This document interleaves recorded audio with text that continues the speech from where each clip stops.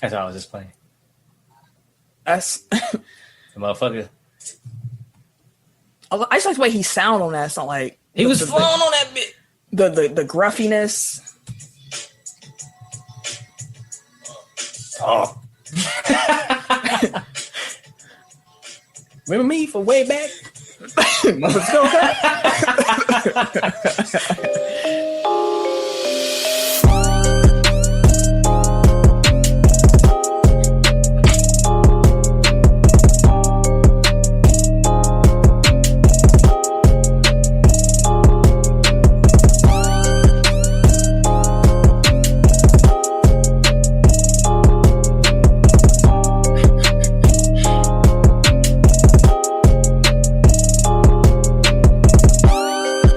Welcome to episode 194 of Technical File, the sports podcast you never knew you needed. And it's your boy, TIMKINZ, the number 3, a.k.a. Ass Ketchum, a.k.a. Mr. Give It To Me. I'm Deacon Give It To Me this week. I'm the Eric J. Only known as The Eric J. And I'm Camille, point guard of the crew, the real life Tifa Lockhart, the girl next door. You know, holding it down for all the women who love sports. And it's your boy K Harris, the gentleman. The gentleman. The gentleman. The everyday gentleman. 24/7. But better known as K Diddy. Take that. But this week introducing Bishop Wow. Buns. Oh, testify. Y'all make sure y'all get your offers ready. Mm-hmm. Fast play. We're going to hell. No, they. I ain't in this. We in this together. Together. That's it. We're going to take our neighbors. See, I said take our neighbors. Uh-huh. Where we taking them? Straight to hell with us. Straight to hell. One way ticket. Goddamn. no. What's wrong with y'all? Get me off of this ride. Not interested. I apologize. I'm sorry. Not interested. See, y'all tripping. It's 2 minutes into the show, and y'all sitting there talking about taking everybody with y'all to hell. Y'all are wild. It's going to be a hell of a ride. Hey. God know what he made. He already know what it is. You ain't make no mistakes either, right? You know what? Move on, Tim. I can't move it along because it's your part. Move it. Oh, my bad. Go ahead and find us on our social medias. At Technical File on Instagram and the Twitter. You can also find us at www.technicalfile.com. Don't forget to put the K on that motherfucker. You're damn right. To close the window. Anyways, you can also find us on the Facebook at Technical File Podcast. Mm-hmm. And then slide on over to our Technical File Pod Overtime group where you could join in with the listeners, fans, and the fam. But last, and certainly not least, do not forget to go ahead and check out our YouTube, Technical File Podcast. Come see our faces. Pew, pew, pew. Like I say every week, man, if you guys enjoy being a part of this amazing Tech File fam, share with everyone you know. Your mama, your daddy, your uncle, your granny, your baby mama, baby daddy, whoever. Wherever you're listening right now, whoever's right next to you, it don't matter who it is. Share it. Let them know that you listen to the Tech File. We don't grow without y'all, man, so let this family grow. For sure. Mm-hmm. Challenge, like every week, Challenge is share the show, of course, but also download the Good News Radio app. Do it now. Like that. Screenshot it. Let us see it. Y'all interact with us every week. Like that. All right, and wherever you find. Go ahead. No, go ahead. No, go ahead. So let me actually make sure I tune into the Good News right now. Get my chat box up. Yep, and wherever you find podcasts, you can find us. That includes Apple Podcasts, Google Play, Yes, sir. SoundCloud, Yes, sir. Stitcher, Mm-hmm.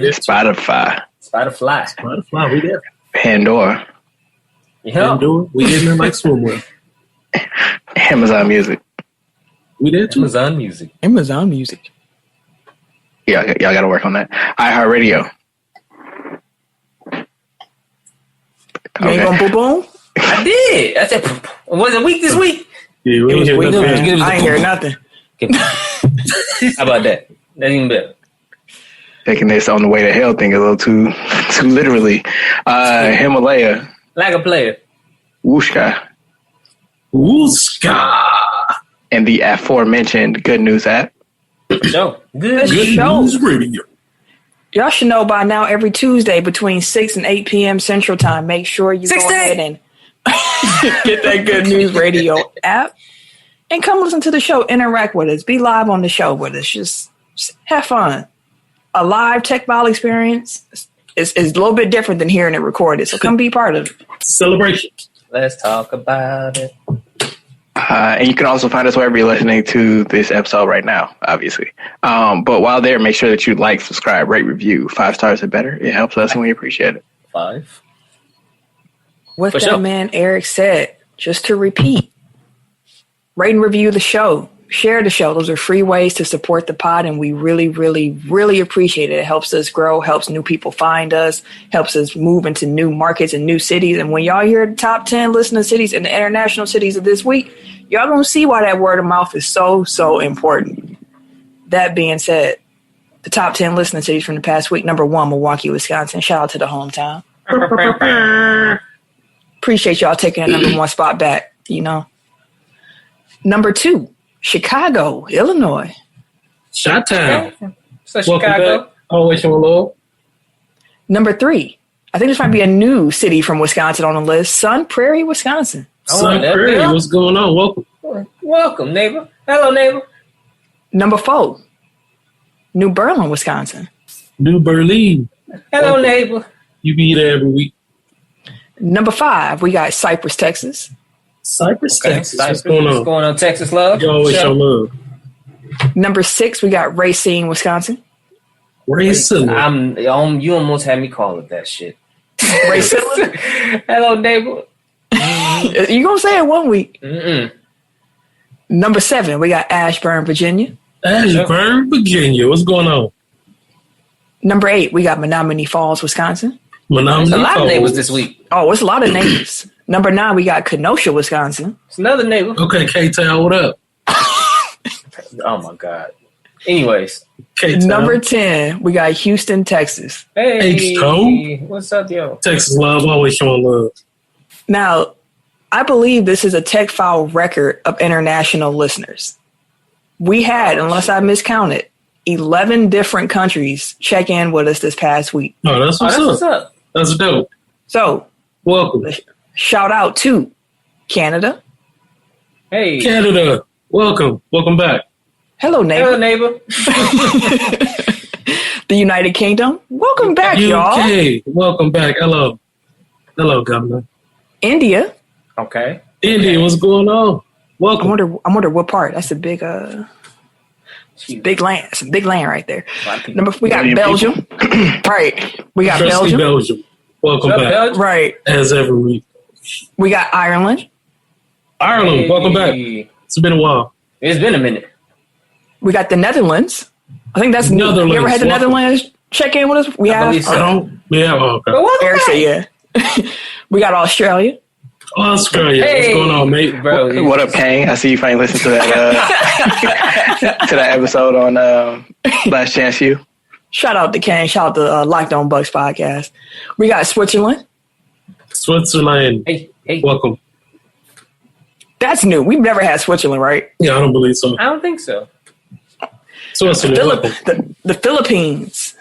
Okay. Philippines. Hello. Welcome back. They've been there before. We got Brazil. Brazil. Everybody got to like Don from Fast and Furious. Brazil. Put his arms out and shit. Put 2 little beater on. Right. Sorry, tank top. I don't want to call it a beater anymore. What's the real name? Isn't it like A shirt? A shirt or something like that? Yep. I've never understood why it's called that, but That's random. Last but not least, we got New Zealand. New Zealand. Welcome. So shout out to all of our international listeners, man. That's dope. 11 countries, but no Spain. What up, man? I know, Spain. Unless Spain was hopping around the world. I don't think Spain was hopping. Not the way them COVID cases going back up internationally. Yeah. That ain't it. Hope everybody's out there safe, you know. But sport fact of the week. I do have one, but the biggest sports fact of the week is that our 4th anniversary T-shirt is on sale right now. Hey, tell them. Yeah, so check our socials. It has a link to the custom ink. Get yours. You have until May 22nd. I don't exactly know the date. It's late May, till after our 4-year anniversary to order. It's not that expensive. You can get it shipped directly to you if you want, or you can have it shipped here. One of us here, meaning Southeast Wisconsin, because I'm not driving all over the state or the country, get it to you. But if you're in Southeast Wisconsin, you can have it delivered locally by a Tech Foul cast member. It's a dope shirt too. It is. It's a super dope shirt. Shout out to Eric for the design, man. For sure. Shout out, brother. Got us out here looking good for our 4-year anniversary. I already have an idea for year 5, but we'll figure that out when we get there. The order form closes May 20th, by the way. Thank you. See the point guard at all times. It's a very reasonable price. You can get it shipped to you for like $25, man. One shirt, $25, including shipping. You know what I'm saying? So come on, support the pod. Don't wait. Do it right now. Right. We give you free ways to support the pod. And if you want to actually wear us out, rep us like that, man, we appreciate that greatly too. Like, For sure. It's a dope shirt. So if y'all haven't seen it yet, make sure y'all check that link out and get one. And for douche, we got the prototypes delivered, and they fucked it up, man. They left your name off. They left your name off the original. We was like, damn. It's your face there and no name. We was like, how they going? Everybody like, who that is?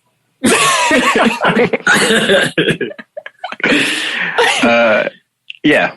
But actual sport fact of the week, Butler's Cinderella run in the NCAA men's basketball tournament comes to an end on April 5th, 2010, which I did not realize it's already been 11 years since this happened. But, Butler lost to Duke in the national championship game, 61-59.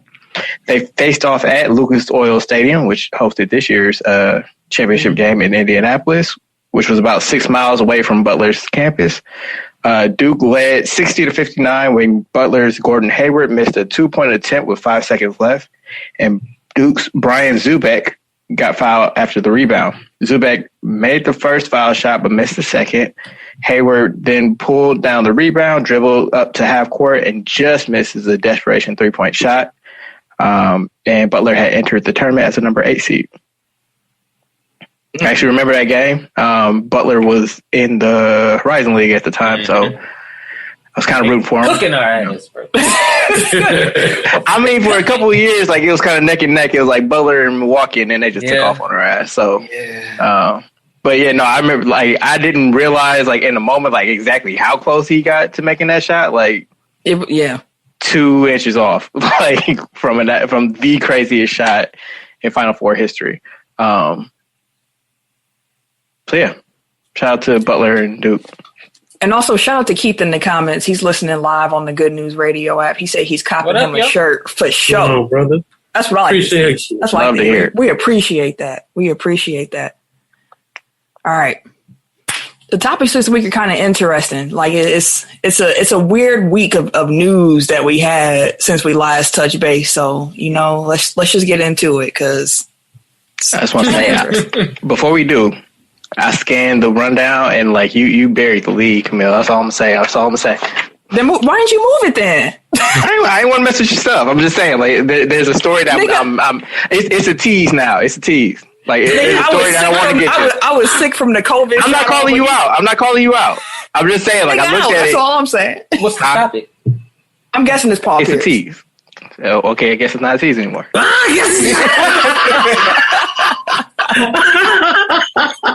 And it kind of coincides with Paul Pierce shit too. You gotta bear. We can't leave with no Paul Pierce, fan. That's against our. I just wanted to hear Ken's thoughts. That's all I'm saying. Like I've been waiting all week to hear Ken's thoughts. That is against the rules. Can't leave with against no the Paul rules. Pierce. You can't leave with no Paul Pierce. It is when it's Paul Pierce slander. You finna get all the slander. This motherfucker. You know what? Let's Dooch, hit that drop. Let's start.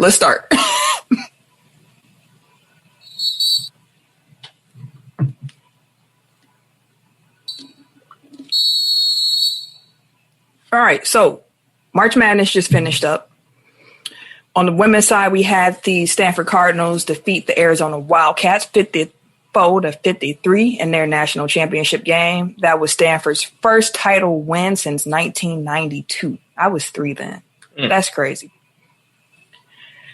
I don't know if y'all watched that game, but it was a lot of sloppy basketball.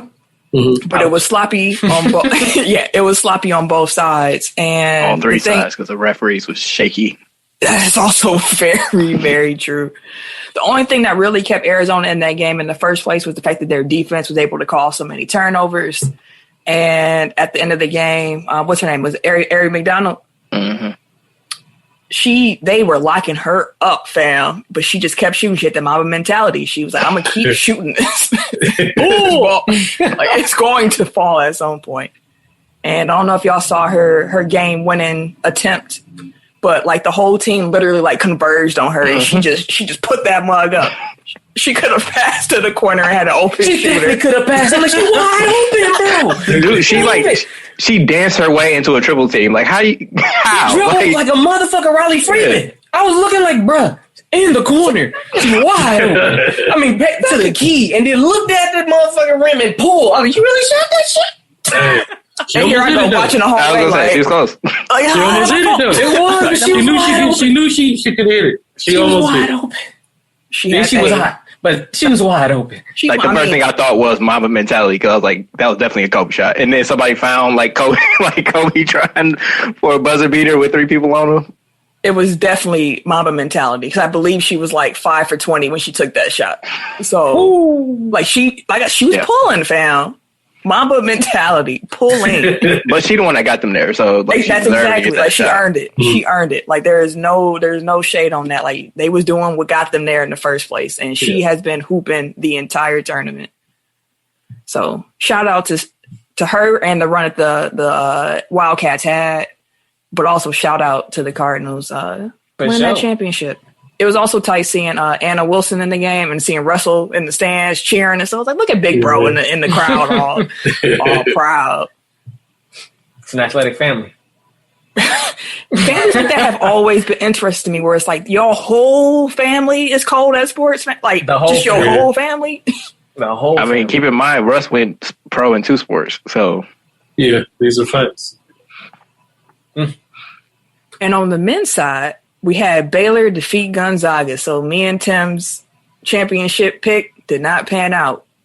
And when I saw the way that Baylor was playing, man, I was like, "There's some dogs, fam." Like they wanted it. They came out like they wanted it. I'm like, man, fuck them. I don't think these buckets. Ever seen a college basketball team that locked in. Like they were on point, like from jump. Yeah, like for real from jump. Gonzaga couldn't do shit with them. Like I don't care. Like, ignoring the fact that Gonzaga seemed to be a little like lethargic, like even if they came out and played their A game, like I don't know if they were beating Baylor on that night. Like the guards was ridiculous. Mitchell. Yeah. He came out the gate like, fuck you talking about. You step back. Fuck you talking about. Let me get this 3 real quick. Let me get these boys about. I can hear. If we can get them out of here real quick. Like they stayed up at least 50. Like, well, they got down to 10 by half. The whole first half they was up like 15. They did not trail that whole game. Like they was whooping their ass. I was like, damn, y'all wasn't ready at all, bro. Like at all.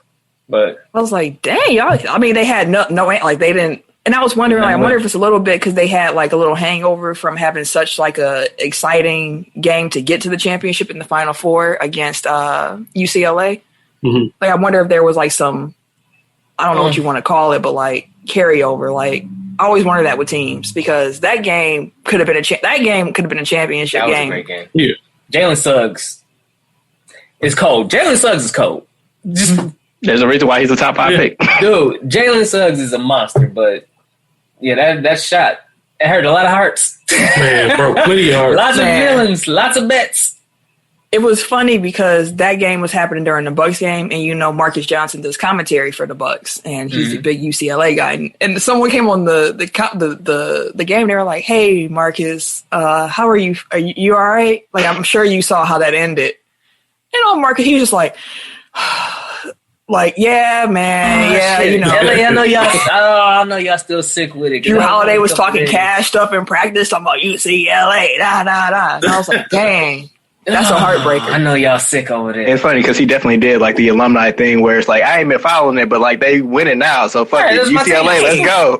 You got tuition for me, baby. I'm still on the bandwagon forever. I don't have to watch it. Donated back, like knowing Drew. Like, I've given Marquette like a couple $100 since I graduated. Yeah, they ain't gotta. Yeah, don't call me. I'll call you. No, I haven't given UWM a cent since I graduated. I gave back to the program that helped get me through college. Shout out to the EOP program, TRIO programming for first generation and low income college students. We appreciate y'all out here. But for sure, yeah, man. Like it's like that was a heartbreaker. But then Gonzaga got they throat stepped on. So. And that's what I think, like, even more so than the hangover from the semifinal game. Like, I think it was just they got punched in the mouth and they know how to respond to it. Like, and allow me to get on my soapbox for a minute. Like, I hate coaches overreacting to foul trouble. Like, especially in college where, like, the talent is so, like, the upper echelon is like, you can't sit, like, your top dog, like, 2 minutes into the game. Like, because look at it this way, like Suggs got into foul trouble within the first 2 minutes of the game. He sat him on the bench for like the next 7. Suggs came back in the game, didn't get his third foul until like 6 minutes left in the second half. Like by that point, it don't like what you saving it for. Like this is the last game. Like just like if he fouls out, he fouls out. But at least like keep you in the game until the end of it. Like putting him on the bench, like he was tying the head behind your back. Like Coach saw what was going on 2 minutes into the game. Shit, they was already up 30.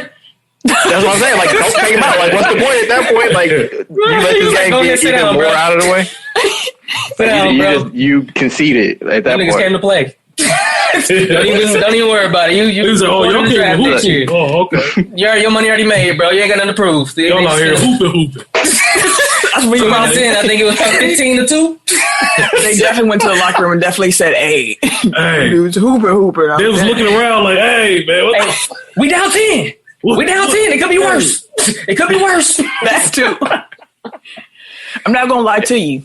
That vaccine stuff kicked back in. I was asleep before the second half started, and when I woke up and saw the score, I was like, "Oh." No, like, Baylor ran me off the game too. I was watching that half too. They'll be all right. I was trying to stay awake. That halftime show put me right out.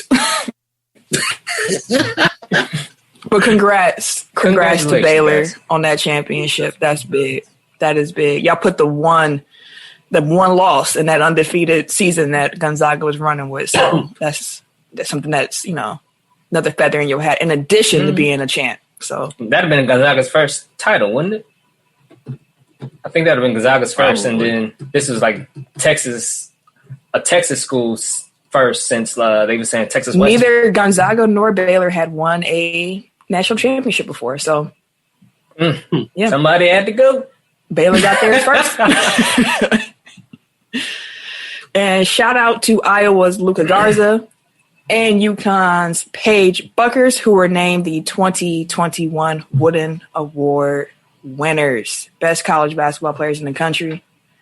Paige, a freshman, fam. Paige buckets. I think the first women's freshman to win Player of the Year, or at least the Wooden Award. I can't wait to see what she do. So you got 3 more years in it. Good luck, college basketball. Oh, wow. What do you think will happen with Luka Garza in the league? The same thing that happened to Tyler Hansbrough. Dang. I've been saying this. Like, most of these cats, they be down there getting these awards and shit. They be hyping them up and talking about them and shit, and then they be boo-boo. Yeah, but it's not an NBA draft award. It's the college basketball award. True, you want to use the best player in college basketball. But then some of these cats be getting some of that hype trying to translate over to the NBA and shit like that. Like, the Zellers Same thing with the Heisman. Like, the Heisman doesn't guarantee future NFL success. It's about what you did in college. So, like, I think it's an appropriate award for what it is. I'm not going to denigrate his college basketball season because his game won't translate to the pros. He ain't playing in the pros. Hey, it's a lot of people who was cold in college that just didn't translate over. That's why I asked, what do you think he would do in the league? Look at Christian Laettner. Yeah, Adam Morrison. Like it's a lot of them. Like yeah, Like, bro, that's what it was just going down the list. If you didn't see him in college, you ain't gonna get it. If you just watched him in the league, Jimmer Fredette. Go back in. Yeah. We're just gonna name him off white dude. Hey, Christian Laettner was the first one that popped. Want me to say Sean May? White dude. I mean, Doug McDermott. I'm just saying these was the white saviors. dude. Hey, keep it going. The saviors. Keep it going. They was the saviors. They were supposed to be the coldest. I'm just saying. It ain't Frank the Tank. I'm just saying. They were supposed to be the coldest. That's all I'm saying. That's why I asked, what do y'all think Luka Garza's gonna do? You think he'll be part of that list too? You saying they supposed to be the coldest? Like we was saying they supposed to be the coldest. No, not y'all. I'm just saying they were the coldest in college basketball. That's it. Like, what that mean for the NBA, I don't care. Like, for sure. Like, if you draft a college player of the year just because he's the college player of the year, then you failed that draft evaluation. Like, that ain't my fault. Hey, he cold, bro. He won college. He won college. Get him. Now, that guy. You talk shit, but like that seems like it was Michael Jordan's whole draft evaluation for a couple years. So seriously, look at who he drafted. No. Adam Morrison, Frank the Tank, Kemba just happened to work out. You know, like true. Yeah, even the Okafors and shit. That was tough. That was he didn't own him at the time. He didn't. I don't think he did at that time yet. That was Bob Johnson. I used to like that Bobcat squad. Keith just said he ordered him 2 shirts, fam. Appreciate you. 2 shirts. You out here going above and beyond. We appreciate that. Now, if you want to top them and get 3, like, we ain't gonna be mad at it. I'm just saying, you're gonna let Keith show y'all out. Right. I mean, he got 2 shirts. He got 2. I only know under one person who got 2 shirts. It's a tie right now at 2. For sure. That being said, though, Jrue Holiday, man, that brother then agreed to a 4-year maximum contract extension with the Bucks, worth up to. That's a key word. Worth up to $160 million. Now, in case you didn't look too much further into that, the numbers behind that. So the deal actually has about $25 million in bonuses that pushes that contract total to that 160, but only about 135 of that is expected to be guaranteed. Like 4.1 of those bonuses are deemed to be likely, while the other 20.9 is deemed as unlikely. So we're really talking about $135 million over 4 years. Thoughts on Jrue being here for the next vote? And he got a player option because that's a John Horst special. I like it. I mean, shit, we ain't had no money anyways. Where the fuck we gonna spend it? 2, he's cold. Like, Jrue Holiday is cold. He's always been cold. Like, he's been really good for us too. And for us to keep, we traded the future away. For us to rent, that wasn't a rental. We had every reason, if we're gonna trade that much shit away from him, to sign him from the jump. So it really shouldn't have been surprising. But it's like, I'm sure that this has been agreed to since they made that trade. Like, it's no way you make that trade without assurances. Like, we couldn't get everybody away. So what you doing? But I mean, it works out for us really well because he fits our system. He fits the players. They love him. And he's the guy that gives back and shit like that. He fell in love with Milwaukee. He fell in love with the culture. So you want players that want to be here. Eric. I mean, it's been COVID. Like, he hasn't really experienced Milwaukee at this point. Like, I hear you. He's seen the practice facility in the arena. Like, he said the guy's been trying to get him acclimated and stuff. So I'm sure. Where you gonna go? Somewhere. The lake. The lake in the middle of winter. The lake ain't even cracking with no people. Fam. Hey, listen, Jrue, Mr. Holiday. If you listen to us, trust me. Non-COVID Milwaukee in the summertime, specifically. He's from LA. He ain't staying here in the summer. I'm just letting him know. Hey, basketball gonna last until what? June, July, something like that. Now, Listen, I'm telling you, man. Like it's when the weather is nice in Milwaukee, it's a nice city. If you ain't from Milwaukee, period, and you think like Milwaukee is just cows and grass, listen. Ain't no black people. Come to Milwaukee in this. First of all, Milwaukee is the black people. Okay.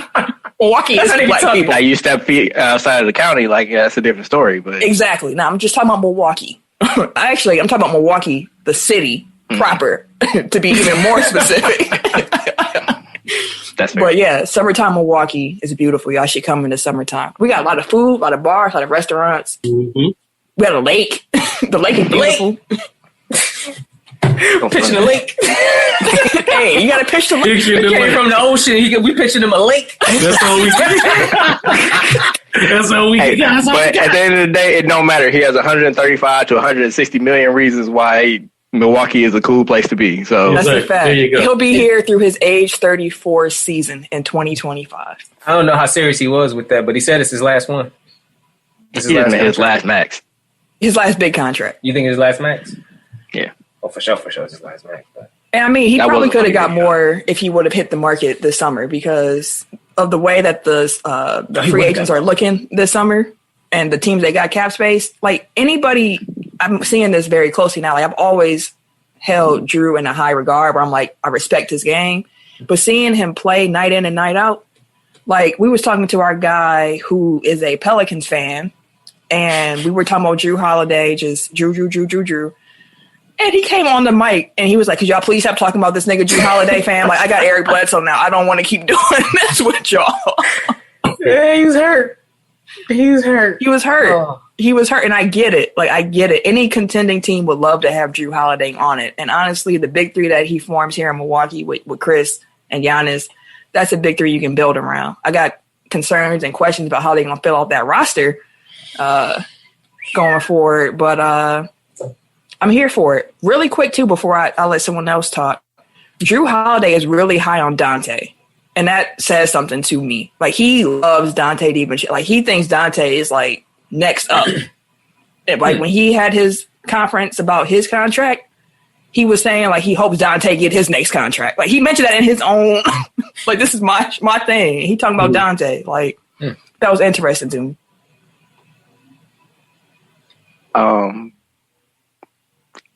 Like I usually try to start positive, but I'm gonna start with shooting shots. Like it was a dude on Twitter. It was like, the Raptors, they pay Siakam and OG Anunoby and Fred VanVleet like a combined $71 million next year, and the Bucks are paying their big three 160 something. It's like, yeah, look at the three names on your list and 3 names on my list. Like I'll take it, man. Like what you mean? Like I'm gonna need people to actually like.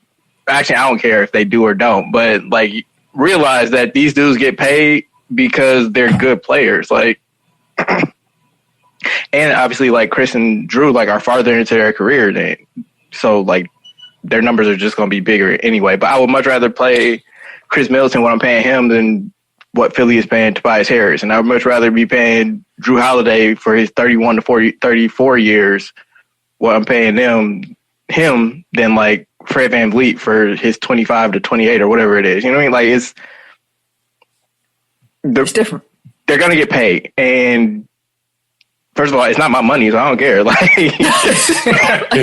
if a couple of billionaires have to pay the luxury tax, tough titty. Like that's the cost of doing business. And like you have Giannis in his prime, so you better be paying good players to come play here. Mm-hmm. And yeah, so like again, like to Camille's point, like being able to see Drew Holiday up close and personal, like has definitely like it hasn't changed my perspective because I already knew he was a good player, but I'm like, is the upgrade from Bledsoe to Drew like stark enough to you know really make that bit of a difference? And it's like I love Bled, but yeah, it was like substantially with the way that he's been playing this year in New Orleans, which granted, like I think he just doesn't care because New Orleans kind of sucks, but. Like, you probably would have had to get off a first-round pick or two just to get rid of Bledsoe, like, at his numbers. So, like, if you take that into consideration, like, yeah, it was a steal. Like, we got Giannis to re-sign. You got Drew to re-sign. Mm-hmm. And you got rid of Bledsoe's contract. So, like, that was a win, like, all around. Like, regardless of what the next 3 or 4 years brings, like, just getting your cap in this situation, like, was a benefit. And, like, Camille, you mentioned something on Locked on Bucks last week that kind of jogged something for me, which was, like, going from Bled to Drew Holiday and Packers and Bucks fans, like, don't kill me for this comparison, but it's gonna make sense at the end. It's like going from Brett Favre to Aaron Rodgers. Not in terms of like talent, but just like the security that I feel. Like when Brett Favre and Eric Bledsoe are on your team, like it can be really high, but then it's like shit can just go sideways like in an instant. Like quickly. Yeah. But like having Drew and Aaron Rodgers, like their decision making is so sound. It's like I'm always like, okay, he got the ball, like at the very least, like nothing bad is about to happen, more than likely. That's right. Like just having that confidence and like it really like reduces the anxiety watching these games. Like, oh shit, oh god, oh like Brett Favre just got back to launch it, and it's like it's either gonna be a 80-yard touchdown or a pick six. Like, there's really no in between. Yeah, and same thing with Bledsoe on the fast break. It's like, okay, he about to dunk or like throw it into the stands. Like, I don't know. Oh, that was bad. I don't know what's gonna happen. I got a question for Ken as a Lakers fan. So previously our big three, as we've mentioned, which feels, never mind, I'm not going to do that to Bled. The big three previously was Eric Bledsoe, Chris Middleton, and Giannis Antetokounmpo. Mm-hmm. We took Bled out, and now we got Drew Holiday in there. And, for the past this is now year 3 of it, but we've been waiting. We're going to see y'all in the finals. It's going to happen. We are waiting for it. We're going to brand the crap out of that finals whenever we get Lakers Bucks. Yeah. Does the big three of Drew, Chris, and Giannis make you more nervous than the three we had with Bled, Chris, and Giannis? Yeah, absolutely. Even though point guard play, dude, is... It's important. Yeah, it's very important. And like big size over there. Exactly. It's scary. Like I'm just not. It was actually playing through my head. Like as I was about to talk, and I was just like, "Damn!" Like like that is kind of scary, low key. I ain't even gonna lie. Yeah, sure. But I'm still confident in the 7-game series we'll win. But I definitely having Drew Holiday is definitely more frightening. Yeah.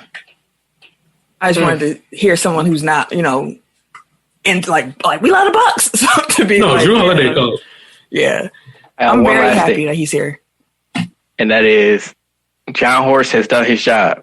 Yeah. Mm-hmm. Mike Budenholzer. It's on you now. He ain't got no excuses. I'm happy with what he's been doing, like using the regular season to kind of implement things for the playoffs. Like I love it. But it's on you now. Like fam, if shit blows up, like don't be looking at the roster like, oh, I had to play it. Like, he did his job, fam. Like, you got shooters. What we need is for PJ Tucker to be. That's who I keep trying to get more information about. Like, how is his calf? Like, because PJ's 35, somewhere around there. I know he's older, so like soft tissue injuries they've always made me nervous, especially like just period, because they linger. Like you never really know with soft tissue injuries. So I'm like, can I please get a PJ Tucker update? Because how long has he been out now? It's been like a week and a half. About a week and a half. Because he played that first Celtics game, but I don't think he played the second. He did not play out when all the second starters was out. Okay. He did not play that second. He was out before that because he missed that second Boston game, and that was back to back. We played them Wednesday, Friday, I believe it was, and then he played that Wednesday game. And in that game, when we saw him on the court, I was like, I'm seeing the vision here. Like PJ Tucker is an important piece. Like he's a little piece, but it's a very, very important one because he knows how to communicate.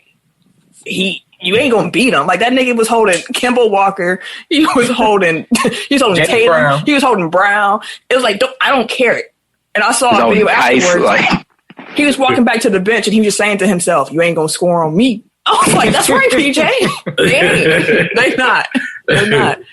So I need PJ Tucker to get back healthy. Hopefully, with enough games left in the season for them to all really get used to playing with one another. Mm-hmm. I really need to see that PJ. That I want to see the Giannis, PJ, Chris, Drew, Dante lineup. That's what I want to see. Mm-hmm. I want to see it now. We've already talked about the Bucks way too long, but Jeff Teague, I'm okay with the signing so far. Like he's been. I didn't realize he was that quick still. Expected. Well, I was like, he's a backup point guard. Like hopefully, it won't matter. But like I am happy with the signing so far. Yeah, he ain't been knocking them shots down, but I see the vision.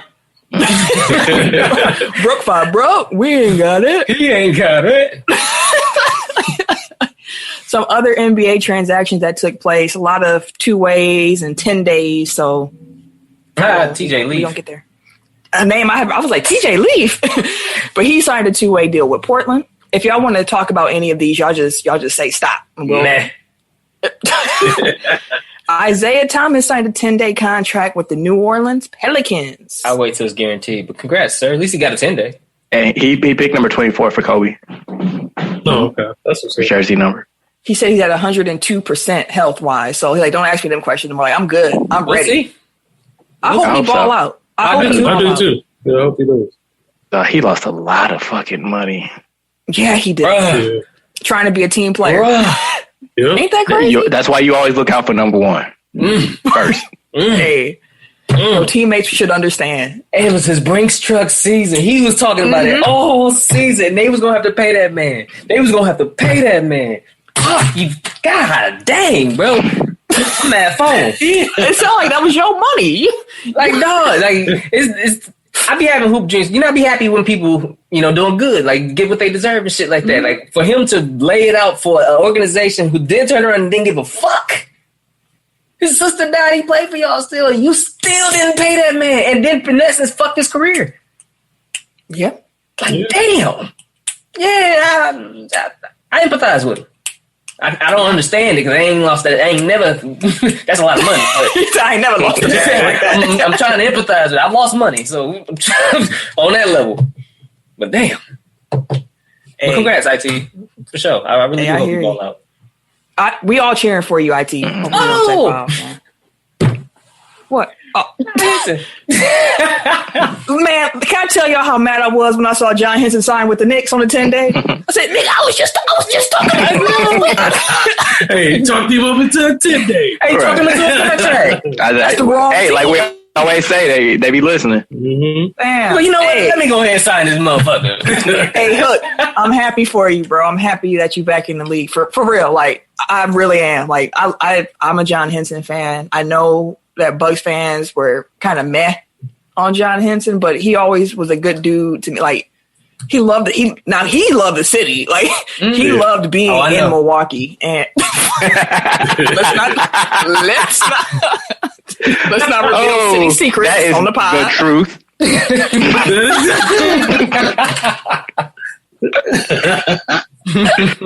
I see what you did there. But shout out to you, John Henson, for that 10-day with the Knicks. Makes sense since Mitchell Robinson injured himself again. They need another big. Yeah. DeMarcus Cousins signed a 10-day with the Clippers. Congratulations. We'll be interested to see if a lot of money. Yes. Yeah. But he made it his nice. I mean, he made more than Isaiah did in the first half, but like he was. I think he tore his thing like as he was going into free agency. Yeah, like. Y'all realize like it wasn't that long ago when he was a dominant center. Like life come at you quick. 13 a game center. Like it come at you quick, fam. Like yeah. But yeah, looking forward to seeing how that goes for Boogie. And then Houston Rockets, they waive swingman Ben McLemore, who signed with the Lakers. I actually like that pickup for y'all. That's a nice little. I just say we needed it. That's all. According to Shams, like the Bucks were also a suitor. So. Oh, for McLemore? But he's repped by Rich Paul, so you know how that shit goes. Oh yeah, we didn't have no chance. None whatsoever, bro. The game up. To the Lakers? Yeah, bro. He was going to LA. Y'all got the greatest GM on your roster. That's the thumb on the scale right there. Hey. Like, nobody else has. I love to see it. And he could talk to everybody at any point in time. Right. With no issues. It ain't no problem. He's probably people think he's been recruiting Steph. That's been the rumor. That would be Steph gross. And Steph I can't see. I don't want to see that. Like, first of all, I don't see Steph leaving Golden State, but like to team up with LeBron, I don't see it. Don't mind if I do.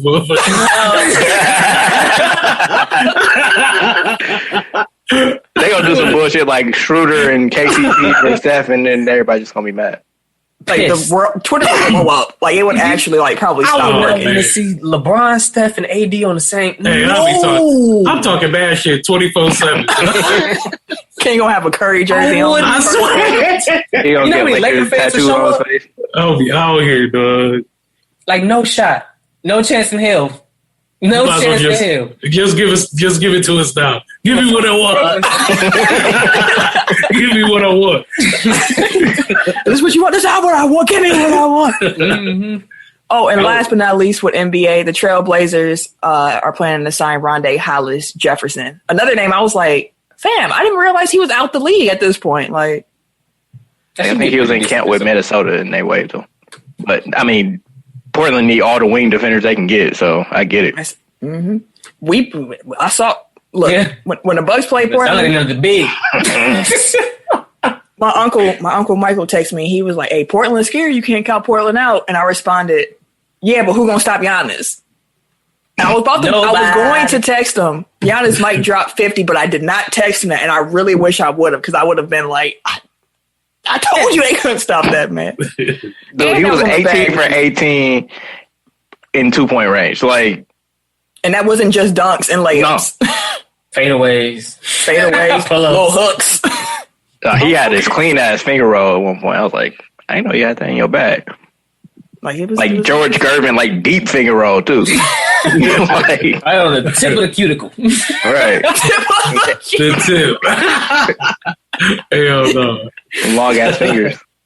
Man, he's still getting better. Make the iPhone Plus look like a SE. Like how big is your hands, fam? Bruh, when I tell you his first phone was you met him 5C. Did you sell him the phone? Sold him his phone. It was an iPhone 5C. I was your big ass gonna use this shit. He was like, he could. I didn't get a magnifying glass looking at his phone. Like, I was just looking at it because, like I said, that's what we talking for a minute. That's what I told him. Jabari, I wanted Wiggins, and he was kind of like, all right. You know, Tim would be talking to. No, he said he wanted Barry though. Wait, didn't you try to have him hang out with us? He was in the store with us for like 4 hours, bro. We was just chopping it up. Me and my guy Kaylin. The Pelicans fan we was just talking about. Yeah, we was talking to him. He was in there for like 4 hours. Like him, his brothers, and his mom. They was cool. It was pretty cool. So I remember Tim at Texas like, I told him to come kicking with us. I was like, Tim, this nigga ain't coming. He at the crib watching wrestling. Like, he ain't coming to no wrestling party, man. Chill out. I tried, man. Tim the friend. We were young. Like this was like young Giannis. 19, 20. Yeah, this was like, he wasn't even who he is now, but Tim was like, hey, fam, like, let's kick it. Giannis looked at him probably like, I don't know you. You ain't family, fam. Get out of here. Yeah, that's when I told him I could see him averaging 17, 7, and 7 like Luol Deng. That was terrible. That was an undershoot. But at the time, he wasn't there yet. Who knew? At the time, he wasn't there yet. So at the time, it was like, man, if he can become Nicholas Batum, like, we got a player. Like, oh, shit. 17, 7, and 7. I was like, I'll take it. I'll take it. You can do that. But I'm happy with what we have now. Far better outcome. The New York Jets, they traded quarterback Sam Darnold to the Carolina Panthers in exchange for a package of draft picks. They got 3 draft picks out of that thing. They got a 6th-round pick in this year's draft. That's 226 overall. Then they got a 2nd-round pick and a 4th-round pick in next year's draft. Carolina is expected to exercise that 5th-year option on Darnold's rookie contract. That's at almost $19 million right there. And the Panthers are going to be looking to trade Teddy Bridgewater, but they could bring him back at a reduced salary. But again, it's more likely they're going to trade him, and Teddy is going to have the ability to have some kind of input on where he ends up. New York is expected to draft a quarterback. Zach Wilson is currently pegged as their guy in that slot. So tough breaks for Teddy B, man. Yeah, man. Teddy B only got 1 year, and in the 1 year he did not have his best weapon on the field. Like, Christian McCaffrey was gone. I think it was game 2. Dang there. Like, he was not healthy most of the season. Because he came back for like a game or 2. And then he got hurt and left again. So, damn, Teddy. But at least they give him the option to find somebody himself, though. At least they say they will. Like ask JJ Redick, like what the word of the front office be, because that's very true. Because JJ was pissed that he ended up in Dallas. Mm. But yeah, it was funny though, like how he kept like being like, "This is nothing against the city of Dallas or the Mavericks organization." Like he had to keep qualifying that because he got to go play there. But he got a rep. That's why. Yeah. I forget when he came here. Well, I don't blame him. That was the Herb Cole years. Like I don't blame him either, but he had to say it so much. Like, dang, nigga, we get it. All right, they got a pile on us while we're down. Jesus, his garbage ass team. Pretty much. City sucks. Team sucks. Hate it here. Everything about this city, I don't want to be here. Nothing about it. I was like, dang. I think he said he never even came back to like clean out his apartment. He was no, like, he said y'all can keep that. Yeah. Like, damn. I was excited when we got JJ Redick. I wasn't. Damn. Not even. It didn't make sense. They already had Brandon Jennings and Monte Ellis. Like, how the fuck you gonna play him with JJ Redick? Thank you. It didn't make sense at all. But I was happy because I like JJ Redick. But that brought us. That literally like directly brought us Giannis. So I don't care.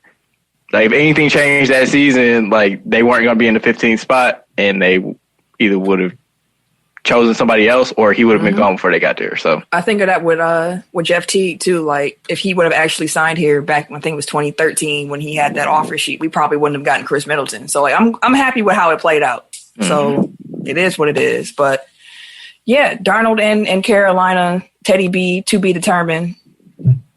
It'll be interesting with Darnold in Carolina because they got Joe Brady over there who was working with Joe Burrow. So if he's the quarterback whisperer, guru, or whatever the case may be, we'll see how it is in Carolina. Plus, I think I can't remember who they signed, but they signed a receiver, I believe. I mean, they got, what's his name, who was in New York with him before? Robbie Anderson.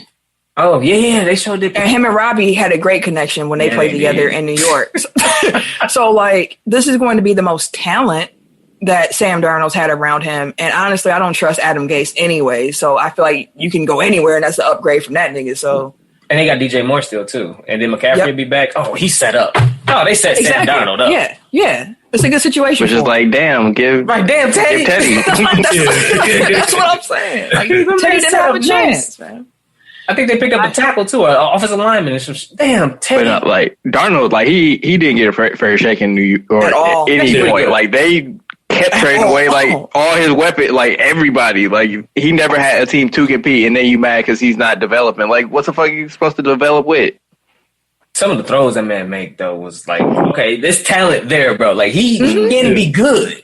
So Joe Brady might turn him into something. We'll see what happens. I think there's like I understand why they made that move. That's a young dude to take a shot on. Like if you weren't already sold with Teddy, like, I said give Teddy a shot, but like. They have already organizationally decided, like, this is not going to be a fit for us for whatever reason it is that they decided that Teddy ain't going to work there. So they're going to be too late in the draft to draft a quarterback. So why not, let's get Sam Darnold, who's young enough for us to still be able to mold a little bit, who has potential. Like, let's see where this goes. So I get it. And literally the only problem is that he's older and more expensive now. Because, $19 million next year? 19.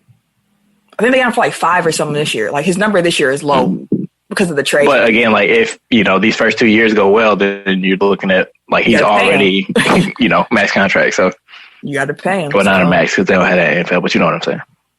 I'm picking up what you're putting down. I can see him actually doing pretty well over there. It's been some interesting changes. Like teams have actually been doing shit to really fix themselves in the NFL. I feel like that's the NFL. Like that's why the NFL. Is entertaining to me because like of all the leagues I've always felt the NFL has the most parity. Like it's just the way they're able to kind of even things back out always seems to like level the playing field. And then at any given Sunday thing, like literally any given Sunday, you don't know what's about to happen. So I'm actually pretty excited for this upcoming NFL season.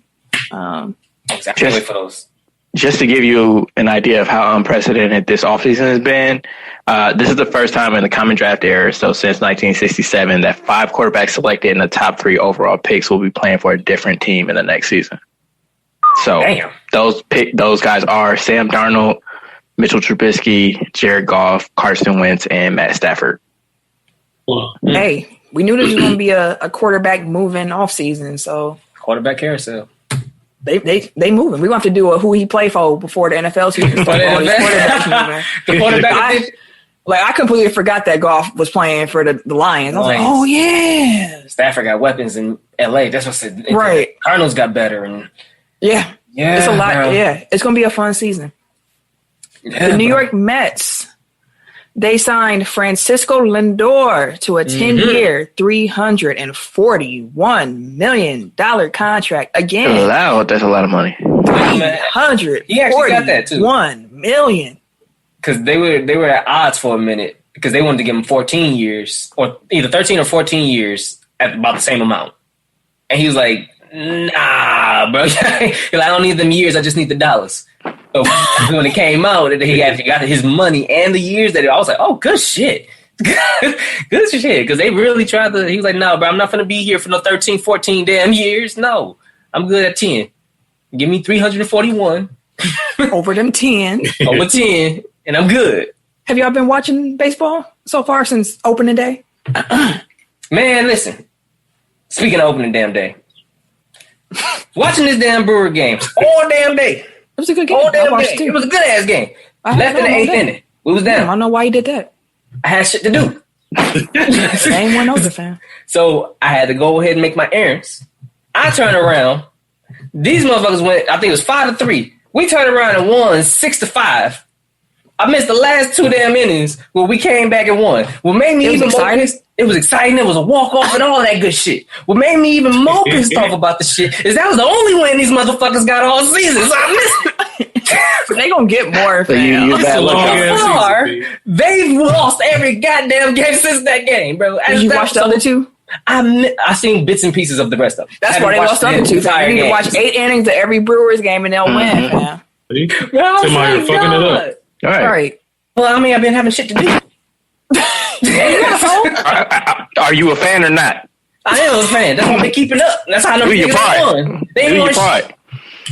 That's your fault, fam. You're not doing it. They watching game 1 and you just stopped doing it. Like, watch this. Eric, how many Bucks games have you missed this season? None. Look at that. That dedication there. I got shit to do. You got a phone, don't you?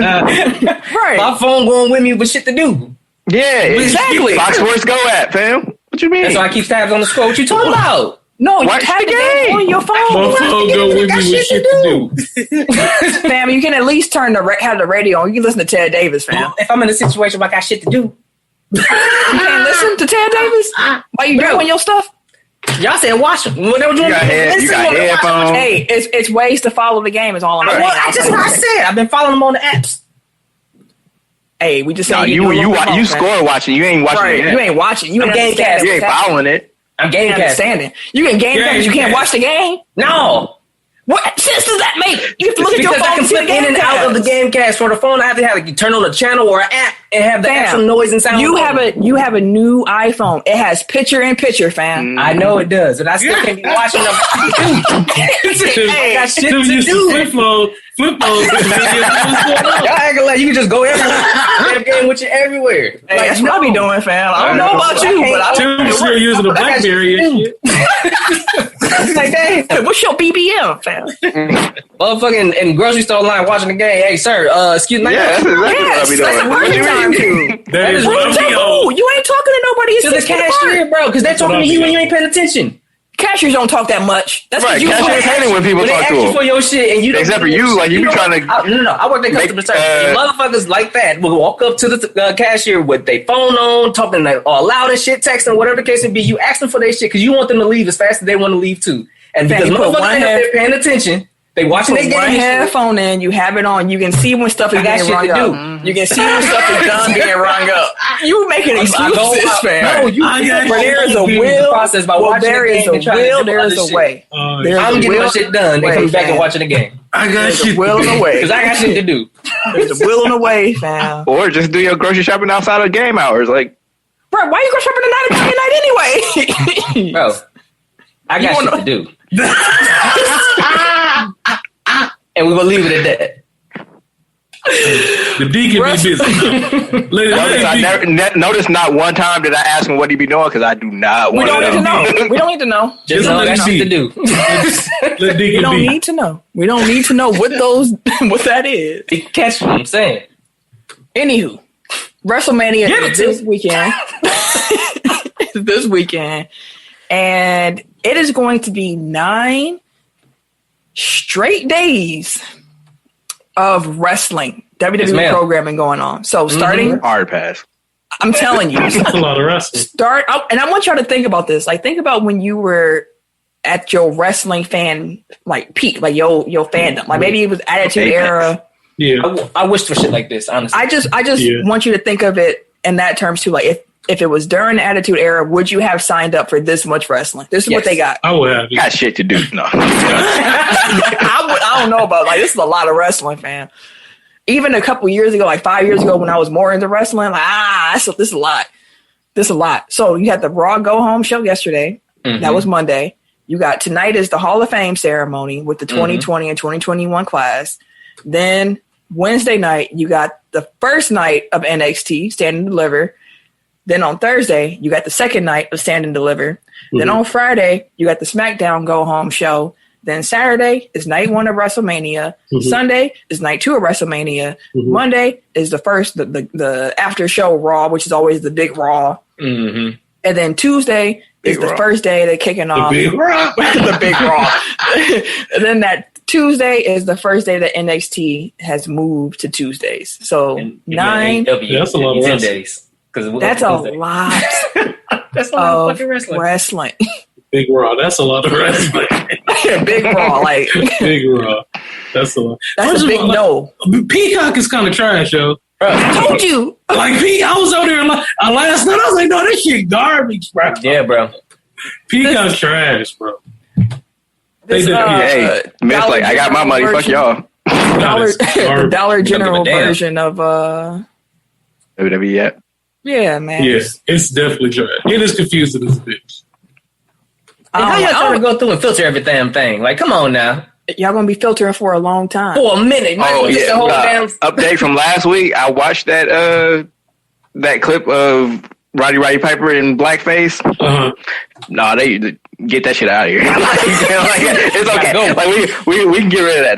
That can stay on the cutting room floor because I don't even recall that. That was wrestling. So I'm glad. That was racist as hell.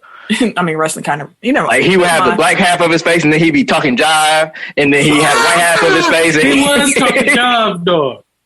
I was like, gotta go. What's the fuck? Talking jive. He was literally talking jive. Well, I hear you. That's he was a jive turkey. That's I gotta go. But yeah, it's a lot of wrestling going on. You said what's going on? What's up, my nigga? Well, Vince. That had to go. I still don't know how Booker let that one. I don't know how much he got paid. I don't know what was said. I don't know how he thought that was cool. But DX as the nation. Gotta go. Yeah. It's gotta go. Who was that in the blackface? Was that X-Pac? Actually, X-Pac and Triple H both had. X-Pac had like the dark shoe polish. Like what's his name? Just looked like super tanned. Triple H. I forgot about that shit. Damn. Wildin', bro. And again, like as a 10-year-old watching wrestling, like it's like, oh, this shit funny. And then as a 30, whatever I am, you like, oh, 30, whatever I am, pal. I'll be forgetting. 33. To get there, bro. You just like, when you hit 30 something, you stop counting. Right, I started losing track of my age at like 28. I was like, how old am I? And now that I crossed 30, it's really like today, gotta be like, what year is it, and then subtract. Like today, I realized how old I'm turning this year, and I was like, "Dang, that was weird to type out." Like I was like, I didn't realize that, but because people stop asking how old you are at a certain point, so like you don't have that information at the tip of your tongue. It's like that's true. 30. That is very true. Grown ass nigga. That's the way. Right. Speaking of, I got kids, motherfucker. It don't matter. Speaking of stuff that is getting erased and derogatory language and all that stuff. Let's talk about some people who've done some things over the last week. So first up, you got Kevin Durant, who was fined 50 stacks for using, quote, offensive and derogatory language on social media, end quote. And this was exposed after Michael Rappaport posted screenshots of Kevin Durant, I don't know what you want to call it, verbally attacking him, I guess you would say. Calling him all kinds of names. That man. I was sitting there like some of them phrases. I was like, "What kind of phrase is that?" He called him a pale, pasty, cum guzzling bee, and I was like, "How do you even put them like?" I'm sorry, that's super offensive. Wow. But it's also super fucking funny. like that's a wild shit. Like, don't say it. That's a wild shit to say to another man. That's what I'm saying. Period. To your point, like just that string of words together. Like it's like, what was you like? Why? He had a ghostwriter. No, he didn't. He did not, because in his apology, quote unquote apology, he didn't apologize for like what he said. He said, quote, "I'm sorry that people seen the language that I use. That's not really what I want people to see and hear from me, but hopefully I can move past it and get back out there on the floor," end quote. Which tells me that this is a filthy nigga, man. He say all kinds of wild stuff all the time. He even commented when Rappaport posted it like, "This is what got you upset? We've said worse to each other." And I was like, worse? We don't even know each other like that. Like, I can only get so, it's Michael Rappaport, man. Like, whatever it's saying to him, like, he probably deserved it. Like, fuck that dude, too. So, there are no victims here. It was a very interesting, And, like, to think, like, not to cut you off, but, like, he released some DMs, and he was conspicuously silent for most of those DMs, which either he deleted it or he screenshotted the sections where KD was talking and he wasn't, because I'm 100% sure like this was not unwarranted, like unprovoked. Yeah, it's a bitch move, Santa. Yeah, so like you gonna release the clips that make him look bad, but like not show, hide your hand. That's wild that he really put them on the internet like that, bro. Like really, and then he was trolling on Fox Sports, like, I can't even go to the dog. Like, fam, you put it out there. Just that's wild, bro. Like, yeah, Skip Bayless believed that nigga too. He was like, "Of course he did." Were you really getting flack at the dog park? Michael Rappaport was like, "No, I was kidding." Still been an asshole, right? So I'm like, and also I could definitely tell that he deleted some messages and the screenshot he posted. There is no way all that went without him saying nothing, because ain't no way. To Tim's point, KD got better shit to do. Like, he ain't just go on a tirade unprovoked in Michael Rappaport's DM. Do he though? Because he do just come on this shit. Normally, again, like, but KD finds all the slander about him, and he has the time for it. Someone even asked him on Twitter why, and he said, "Because I can." He does find every. He probably gonna find this and be like. Started talking like motherfuckers on the boondock. Fuck you, old pussy ass. just bad words. Some random person start emailing us. Oh, a crazy dude from Florida again. It's gonna be like that Detroit dude. Oh, Detroit. Y'all thought I was dealing with y'all? It's really KD. Right. Turns out it was his burner email. KD. All along and shit. All along. It was Kevin all along. That's terrible, bro. But yes, he was fine. Find something to do. Both of y'all find something else to do. Posting the public stuff, like, come on, dog. Like, if you was really that concerned about your well-being, you could have alerted the authorities. Just call the police. And because Rappaport's response to being like, I didn't realize, after all this stuff, after he saw he got fined, he was like, I didn't think it was going to get this big. Bro, sir, you are an actor and a commentator, and it's Kevin Durant. You did not think that you posted Kevin Durant calling you a pale, whatever I said he called a pale, whatever it was. You didn't think that was going to get some attention? Crack ass. Like, come on, fam. Okay, Chris Rock. I mean, hey, that's a funny joke. That's a funny joke. Ain't nobody more racist than an old black man. smile in your face like, yes, sir, I see you. And you walk up. Never mind. Y'all listen to Chris Rock. I ain't gonna. Y'all look up the Chris Rock joke. Oh, shit. And now to the point of the show that Eric was waiting for, Paul Pierce. So the tease. Paul Pierce the tease. went on Instagram Live. Wallet. And I saw a screenshot, and that live had like 300 people in it. They don't love you like that. They don't. Even your lives only. You out here with strippers and booze and 300. You only can still had 300. Hey, we individually can pull that. Like, dog. Damn, dog. Oh, shit. We got episodes, fam, that we did on Facebook that had 600-700 people, fam. Come on now. But Dude was on, he's on here. He's on there capping like a woman, like, hey, nigga. Oh, no. Fuck you, nigga. with the weak strippers in the background. Dog, the weakest. I don't know, the little Colombiana, you know what I'm saying? They had like, Don't incriminate yourself. This nigga, that's why you can't watch no Bucks game. because he's too busy. I got shit to do. He's too busy on live stream with Paul Pierce and shit. Just saying.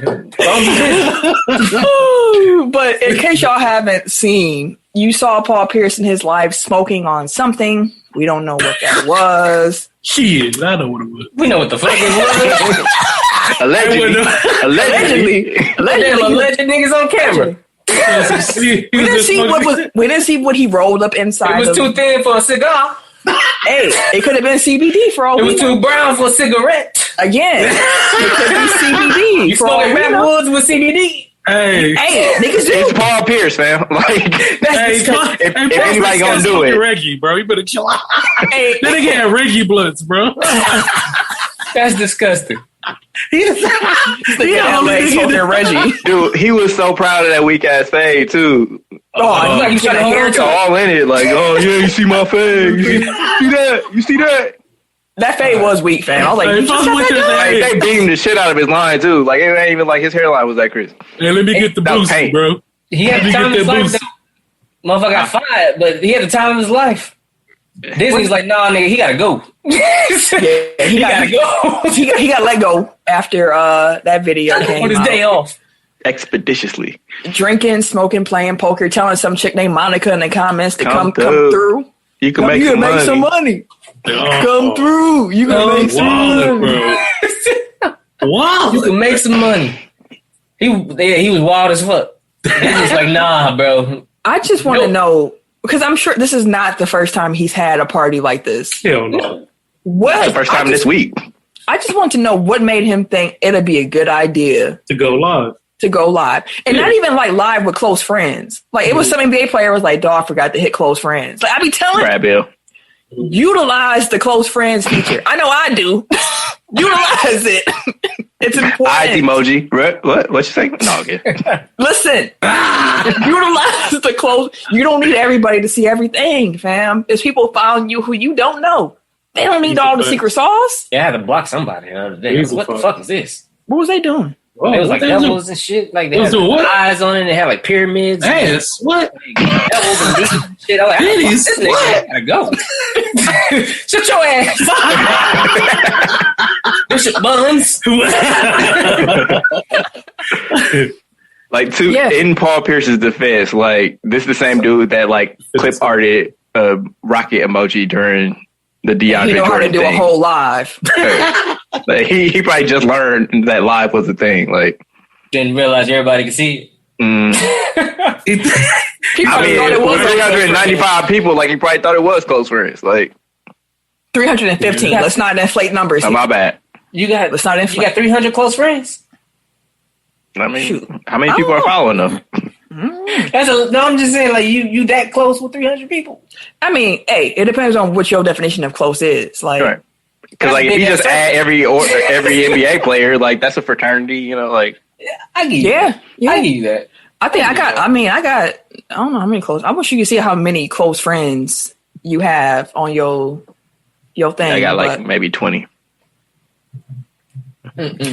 I got more. I know I got more than 20, but I don't know how many more. But point is, Paul Pierce got fired. Apparently, Ken, you said something about like who was trying to hire him to do NBA analysis with strippers. Some adult website. I forgot which one it was, but they offered him. I think it was like what $250K or something like that. To host one with to host a sports show. You might as well lean into it, Paul. You might as well. Might as well. You ain't doing shit else. Right. Hey. I mean, go ahead. Start you a sports show with strippers. It'll have a market. It'll have a market. It would. Yeah, it definitely would. Alas, Paul. Best wishes to you in your future endeavors, sir. That was jokes aside. The slander aside. Best wishes, in your future endeavors. Back to the slander. Corporate email. Right. Now we going back to regularly scheduled slander. So from here on out, slander returns. Vikings cornerback Jeff Gladney was charged with third-degree felony family violence assault. Jesus Christ. Yeah, he turned himself in. I'm glad you didn't, because that sounds that nigga was wild. Sounds troubling. He turned himself in to Dallas County Jail before he posted a $10,000 bond, and he faces 2 to 10 years in prison if found guilty. Not enough. Tim, thank you for not posting details. If that's something that you're interested in learning more about, feel free to Google that. We are just putting it here because it happened. And he was their first round pick for last year and supposed to be one of the best corners in the draft. So that's why we fucks their secondary again. So we just touching on it here. We ain't gonna delve too much deeper into that because that nigga's guilty. You can bury him under the jail. Oh no, that nigga guilty. That nigga guilty. As fuck. Bury him then under the jail. On a lighter note, after 33 years, Hall of Fame North Carolina coach Roy Williams is retiring. That news broke on April Fool's Day. When I saw the post, I said, is this real? Is this a joke? Yeah. And then I was like, oh, no, it ain't no joke. I don't get why anybody would announce anything serious on April 1st. Like, yeah. Me either. And I was like, I'm very curious. Like, I'm very cautious on April 1st. Mm-hmm. Like, I don't believe nothing I see. I don't you have to show me you got PTSD? Multiple sources. I was a gullible kid. Like, this is a very bad day for me. Like, I always got. Like, it just, so I've always since I've been old enough, I'm checking everything. And I still got this year. And I'm mad about that. I did too, honestly. I got the day after because someone posted it late. So my radar was off of April Fools, and it was there's going to be an office reunion on Peacock, and that sounded realistic, and I got all excited, and I clicked on it, and it was April Fools, and I was like, start flipping shit. I almost the person who posted it, I was like, we beefing, fam. So Nerd World Order, I got something for you, fam. Somebody texted me, was like, yo, nude, did you mean to post your nudes? I was like, the fuck? I was like, holy shit. That's a good one. All over the place. I'm like, where the fuck they at? That's a good one. That's a good one. Come on, you're tortured for his OnlyFans and shit. Hey, I told my wife, I was like, hey, listen, you can go start OnlyFans. Shit, fuck it. Might as well make some money off the shit. But Roy Williams, though. He spent, the dude's accomplishments are just he's done a lot. Yeah, 903 career wins, third all time as a Division I head coach. He has 4 National Players of the Year, 17 first team All-Americans. His teams appeared in 9 Final Fours, 19 Sweet 16s. He has 52 former players that played in the NBA. Sean May is one of those guys, by the way.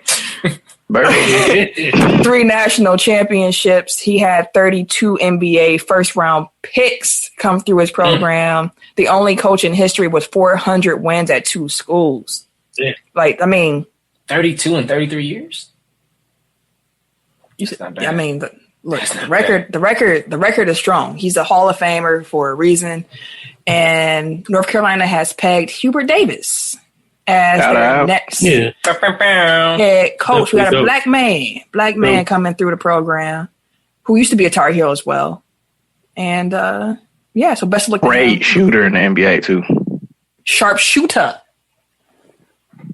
Best of luck to him taking over the program. We saw the tags and whatnot saying that Coach Mosley should get hired for the UNC job, but if it wasn't Coach Mosley, I'm cool with it being Herbert Davis. That's fair. Hubert. Coach Mosley in Chapel Hill. I see. No, he probably. I don't know if Chapel Hill is ready for Coach Mosley. I don't know. That's in the Bible Belt. He'll be good. Yeah. You know what? You're right. You are right.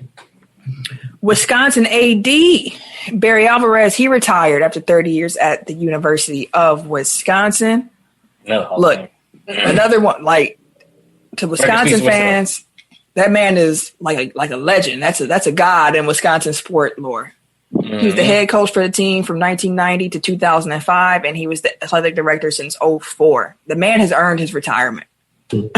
He has earned that. No slander coming my way.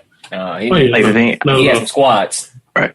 Like, I came of age when, like, okay, Wisconsin just has a good football program, but apparently that was not the case, prior to Barry Alvarez getting there. So he almost single-handedly resurrected not only that football program, but sports in general at Wisconsin. So trust him. Baseball.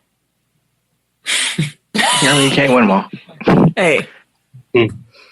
Grant Hill is going to be succeeding Jerry Colangelo as the managing director of USA Basketball. Those talks have been ongoing for several months, and he's planning to take over after the Tokyo Olympics. So Adam Silver was a big Grant Hill fan, really hoping he got that job. And one of the first things that Hill will have on his plate will be selecting the next USA coach after Greg Popovich hangs up those duties. I mean, you don't want to be the one to mess up USA Basketball because again, looking at you, Larry Brown. Right. Like, you don't want to be that guy. You don't. Who do y'all want to see as the next men's basketball coach? NBA, college. They've dipped from both. I mean, I don't really have a preference, to be honest with you. For me, with how talented these teams are, you just really need somebody who can manage egos and let the players do what they are to do. So sounds like Steve Kerr to me. Steve I'm not actually joking, but like, no, yeah, that fits. That fits. Like, that's what you need. So, which is why I feel like Steve Kerr hasn't been that great this year, because like, I'm not sure how good of a development teaching coach he is, but like, give him some superstars. He can figure that out. He can figure that out.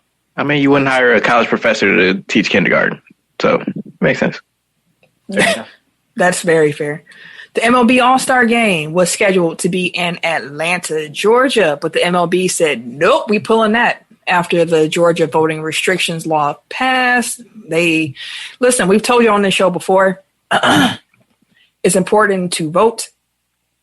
And if you wonder why, you have to also ask yourself, why don't they want you to? Because they do everything in their power to make sure that you can't get out there and vote. Jerry, man, you know what? Never mind. I'm not going to go all through there. But the All-Star Game has been reassigned to Denver. Milwaukee did put in a bid. And I thought Milwaukee actually had a really strong bid by bringing up the Hank Aaron ties as well, saying, like, y'all was going to do that in there. You might as well come do that up here in the first place. But Denver beat us out. And with that whole All-Star Game being moved, Texas Governor Greg Abbott, he said, if that's the case, I ain't throwing out no first pitches at the Rangers home opener because exactly. And on top of that, I ain't gonna be in no events that the MLB is holding. And we ain't gonna ask to host no other All-Star games or any other of y'all special events. And I'm sure MLB said, okay. I don't get no buzz. Teams in this motherfucker. Y'all never see us again. Like, who the fuck want to be in Texas in the middle of July anyway for an All-Star game? Like, hot as well. Baseball All-Star game outside. No, the Houston. Yeah.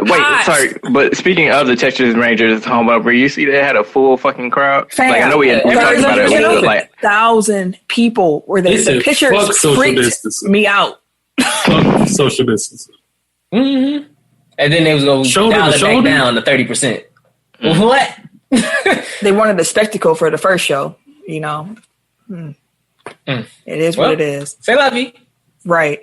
The WNBA, they announced that their upcoming draft on April 15th will be done virtually, as it was last year due to the COVID-19 pandemic. So they're going to be having, the cameras at the draftees' homes, and they're going to be doing virtual interviews with WNBA players, the commish, and all that good stuff. So definitely looking forward to tuning in. I wonder who number one's going to be in this upcoming draft. So I like watching drafts. I just always have enjoyed drafts. Like I'd be like it is. Maybe have like the little packages. You'd be like, oh, okay, I'm cheering for you, girl. Okay. All right, moving on. NBA. Oh, wait, sorry. Drafting. So NBA TV actually has like a retrospective on the 1996 draft. So if you're interested in that type of stuff, like Camille, you just said, I think that's this Sunday on NBA TV. It's like so the 96 draft, that's like Iverson, Ray Allen, Kobe, Steve Nash, Peja, Jermaine O'Neal. Like it's stacked. So it has like all the little behind the scenes machinations, like how Kobe tanked his workout in New Jersey so he could get to LA. Actually, I don't know if he tanked it, but like basically like New Jersey was like, oh yeah, we're gonna draft Kobe, and then his agent was like, no. So you get to see the story behind that. You said this weekend it come on? Yep, Sunday on NBA TV. Some NBA key dates. The 2021 draft will be July 29th. They're going to have the first round on ABC and then the second on ESPN. The draft lottery is scheduled for June 22nd, and then the draft combine will be June 21st through the 27th. So mark those dates on your calendars if that is of interest to you. June 20th, like that lottery is going to be a nail biter. Let's put it that way. Like it's so many teams that can like either have like a top 5 pick or no pick at all, or like the Warriors and the Thunder can have like 2 top 5 picks. Like it's gonna be interesting. We're gonna see. We gonna see. And it's a stacked draft, so like everybody wants, a top 5 pick. Some NBA injury news. Pelicans guard Josh Hart is expected to miss significant time with a torn UCL in his right thumb. I saw that he got surgery done today, and the surgery was successful, so best wishes to you on your road to recovery. Ouch. Lakers center Andre Drummond is out with a bruised big toe and broken toenail during his debut with the Lakers against the Bucks. Apparently, Brook Lopez stepped on his foot and his toenail came off. I don't know how that. I mean, Brook is a big dude, but ouch. Yeah. Ouch. Initially, they were saying he was going to be out for like 1 to 2 games, but we've already passed that, so I'm not sure when he's expected to come back at this point. I've also heard that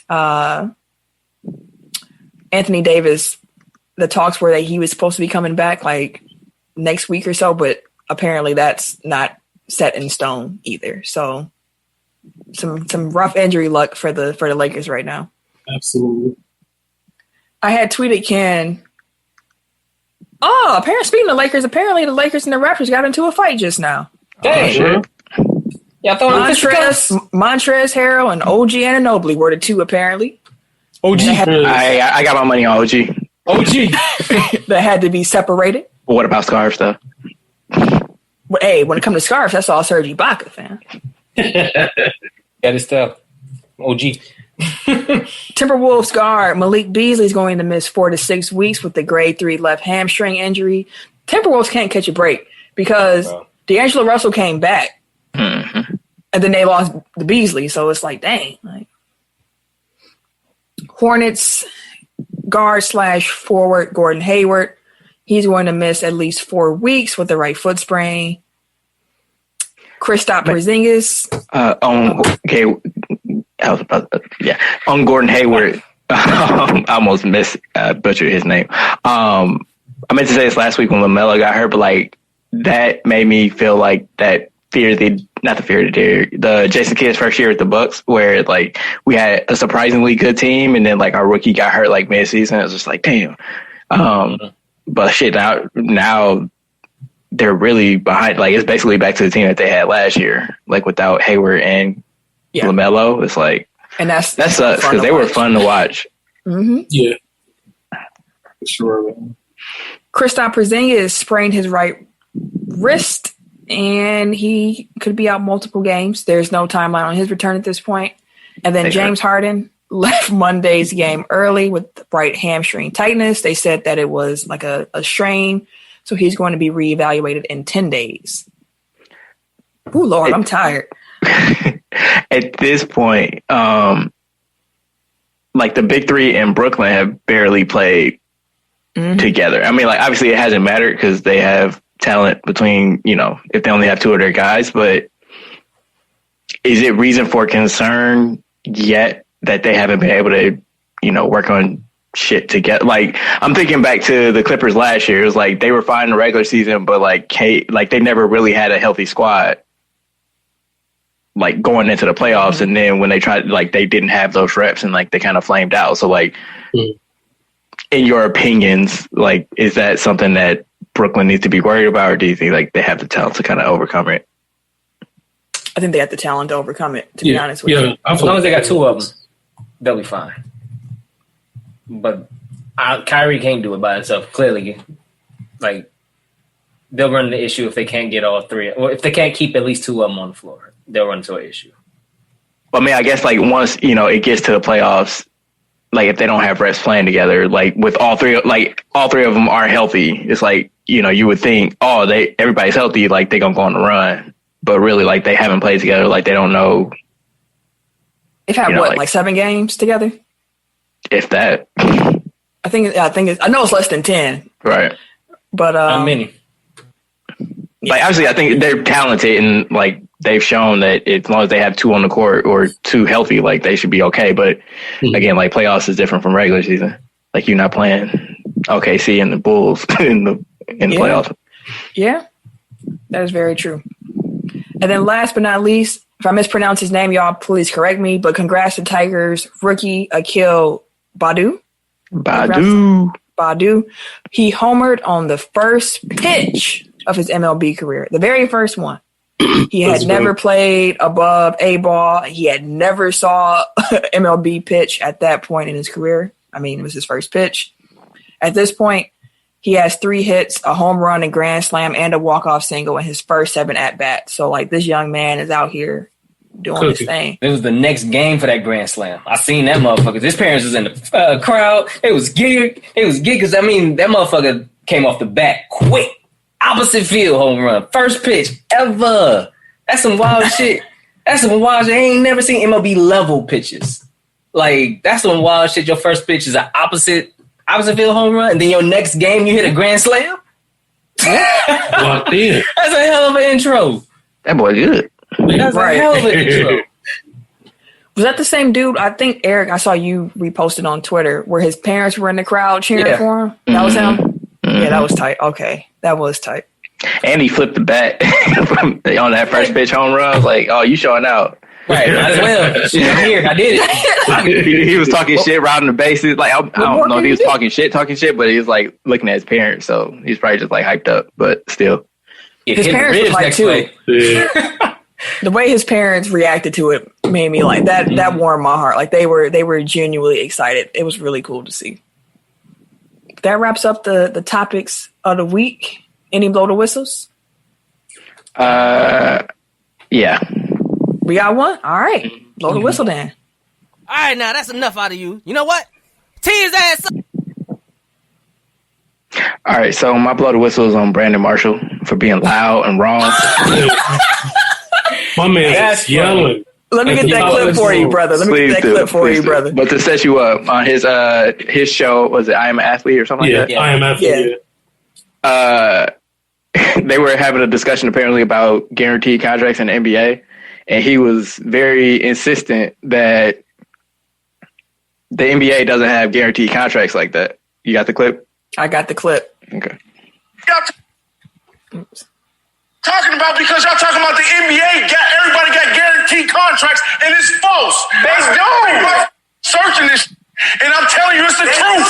No, they don't. Not everybody that's on the NBA roster like who have a guaranteed. There's two-way contracts. There's two-way contracts. There's the top dog. No, it's not. There's 4 guys on the NBA team that got guaranteed contracts. And everybody else can be cut today and don't got nothing. And don't have land dimes. Look it up. There So who has a better structure, the NBA or the NFL? Everything y'all said is what I'm saying. Is now you finally got the Russell Wilsons of the world finally said. All right. Bro, you ain't answering the question. Who has a better structure then, if that's what you're saying? But I hate when people argue like that. Like they just keep talking over you and talking over you, and they wrong as a bitch. But like they just gonna shout you down. Like, and he's like, look it up. Okay, if you look it up, you'll see that the majority of NBA contracts are fully guaranteed. Like if a team has 4 non-guaranteed contracts, like that's a lot. You know what I mean? Like so, you're incorrect, like completely, 100%. Like there's nothing factual at all about what you said in that, loud ass rant that you went on, and like you, like for what? Like I don't know, like just loud and wrong. I want to listen to that part because they probably was talking about the guy asked the comparison between the NFL and NBA contracts. So it's like, all right, fine. If that you're saying in essence that the NBA has the same structure as the NFL, which we all know is not the truth. Yes. Because majority of the NFL rosters are not guaranteed contracts. But I give you some. It's 52 guys on there. All 52 ain't guaranteed. Sure, take that with the NFL. That's what you're used to. That's what you know. So that's probably what you're trying to apply to the NBA. But it does not. It's the same does not apply. It's less guys, and it'd be crazy as shit if a team that has 5 starters only guaranteeing 4 of them. Don't make no damn sense at all. Why do you think some of these contracts are so hard to move? It's because they're guaranteed. You can't just cut these, dude. You got to pay. And the thing is, still paying Larry Sanders. Still paying Larry. All caps. Larry Sanders is getting paid. John Lord just got done like a season or 2 ago. Like, come on, no, bro. they're still paying Lord. See, what the fuck? Guaranteed money. Josh Smith still getting paid, fam. Yeah, he was at least until last year. Like, I'm not sure if that has fallen off yet, but they ain't even playing. He ain't been in the league since like 2015. Fuck, what I was gonna say. Oh, yeah. So, like, even if you sign a non-guaranteed contract at the beginning of the season, like, there's a point in the year where, like, your contract automatically becomes fully guaranteed. So, like, even saying, like, a non-guaranteed contract, like, they become guaranteed at a certain point. So, yeah, Brandon Marshall, you wrong as fuck. Like, and it's not even, like, him being wrong, like, I'm upset about, because, like, people be wrong all the time. Like, you don't have your facts. Right. Like, that's fine. But, like, to argue it that passionately when you don't know what the fuck you're talking about, and then to shout everybody down when they're trying to correct you, is like, you don't want to, you just want to be right. Like, you don't care about, like, actually, like, learning or the content of the argument. Or the conversation. Right. You don't want a conversation. You just want to be right. Exactly. Mm-hmm. Sorry, like, the Zoom screen had went away for a second, so I thought I got cut off. But yeah, y'all got back now. Took had the big old smile. Yeah, Steve Harvey, yucking. That's my other blow the whistle. That motherfucker. I need like 95% less Steve Harvey. Like he tried to make the first hour of that versus the Steve Harvey show. Like, every song had a story. I remember back in 1976 when this came out, I was riding my bike to this girl out. And talking about people being loud and wrong. Like he tried to tell Earth, Wind and Fire when they record came out. He sure did. He's like, no, it was. And then it was on this album. He's like, oh shit, y'all right? Damn, I thought that was like, what? They made it, motherfucker. They know. I made the money off this whole. I would think I know.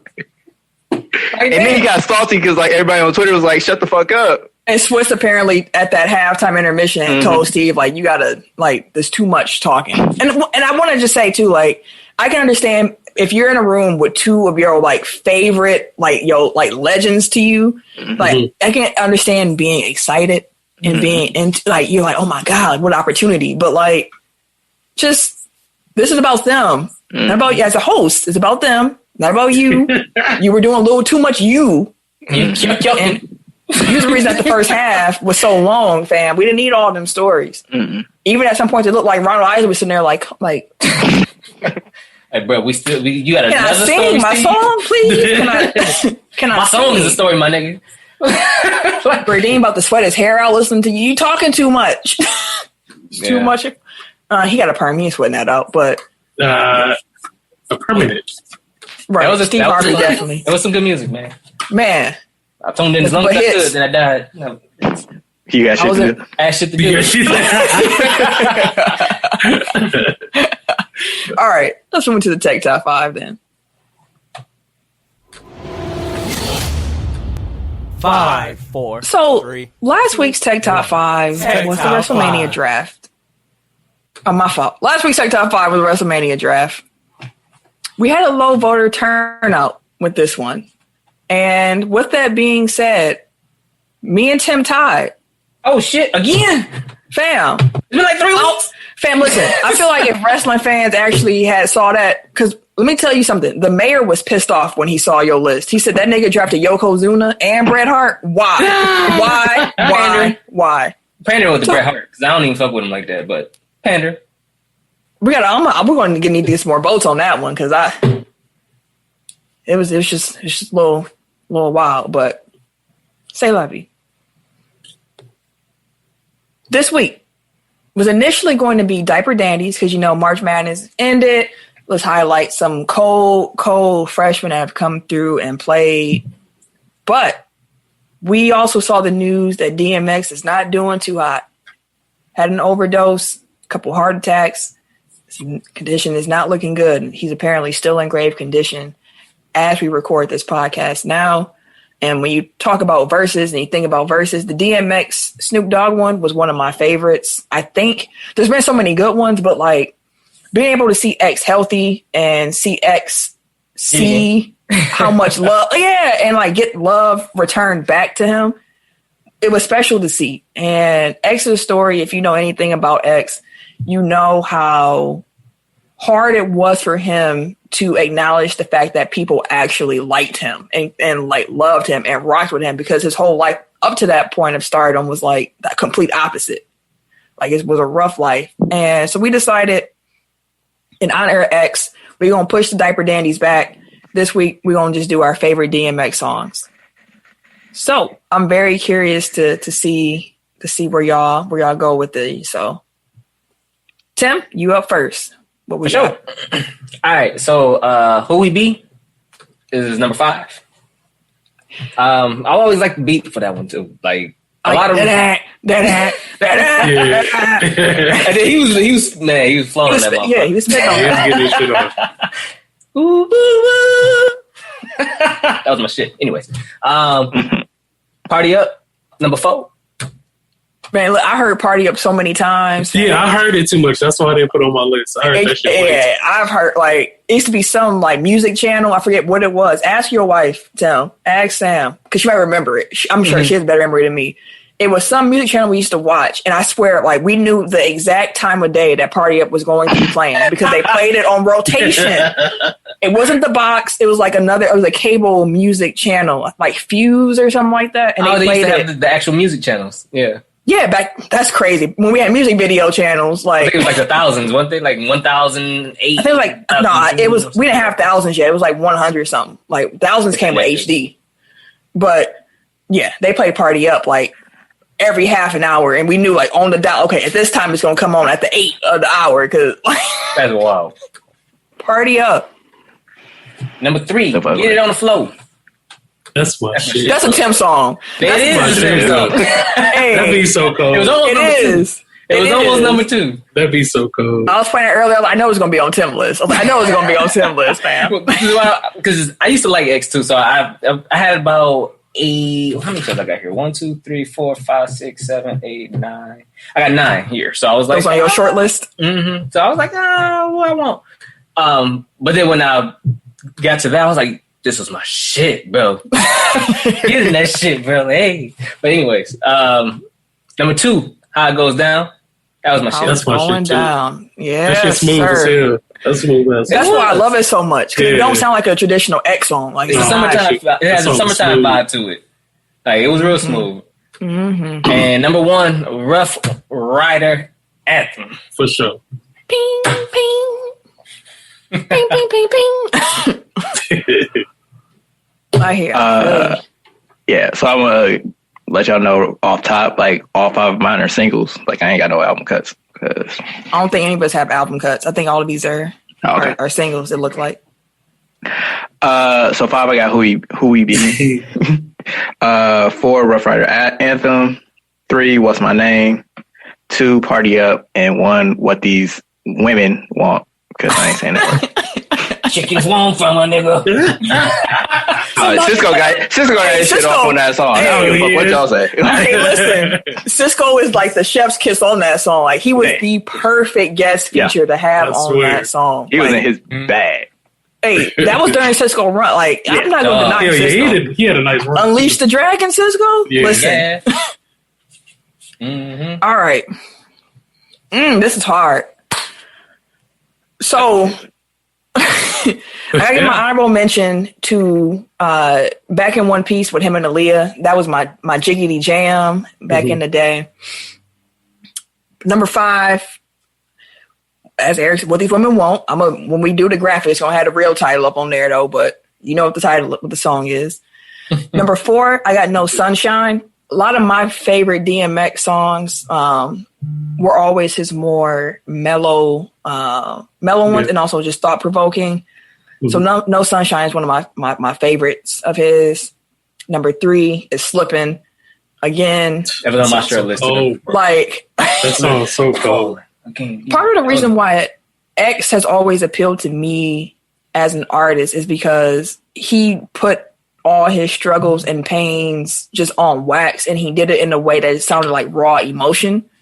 Every time, like when I was going through like some of my toughest, like my first real like battles with mental health, like when I was like 18, like young and coming into adulthood and also taking on this other stuff, it was like X music spoke to me. Like I get, like, he understands what I'm feeling like right now, and I always love that. So like, it was hard for me to put Slippin' at 3. I really wanted that too, but when I heard my number 2, I had to put it back at that spot, and that's What's My Name, which I did not expect to be on my list. But when I was going through, and I heard that mud come on, I was like, you. Also, didn't realize I knew that many of the lyrics to What's My Name until I heard it, and I was just rapping with him. I was like, oh yeah, this got to be this is top 2. And number 1 is How It's Going Down. We already talked about that. It's just smooth. And I want to say I like the album version, not the video version, which a lot of people will be like, oh, I like the video version with Pay. No, I want the album cut. Give me the album version. I want the video version. That's number 1. So my top 5, at 5, I have What These Women Want. At number 4, How It's Going Down. Number 3, Get It on the Floor. Number 2, Slippin'. And number 1, Rough Riders Anthem. Okay, you and Tim with the same favorite. Okay, I see y'all out here. That shit just go hard. I used to listen to it before baseball games and shit. That was my shit. That was my go-to song. Is also an honorable mention for me. That was, which one? What a Hood At. What a Hood At. I got it. I don't know what I still know what he said on that. If they wouldn't get his cancer, that'd be a great song to go out to. Oh man, look, right, I mean, down. No, we have to pick one that's on everybody's list, which looks like it'd probably be How It Was Going Down. I think that's on it's not on Eric's list. And What These Women Want ain't on Tim's. You know what? We can figure it out in post production. I mean, SoundCloud might hit us down or something like that. But we'll deal with it. We can give them like 7 seconds of it, right? We can give them a couple seconds of it. Is What's My Name on everybody's list? Nope. It's on mine. Nope. It's on mine. No, we're gonna go with one that's on 3 out of the 4. Party that would Up. Get It on the Floor. I want mine. Oh no, not on Eric's or mine. Yours. We'll figure it out.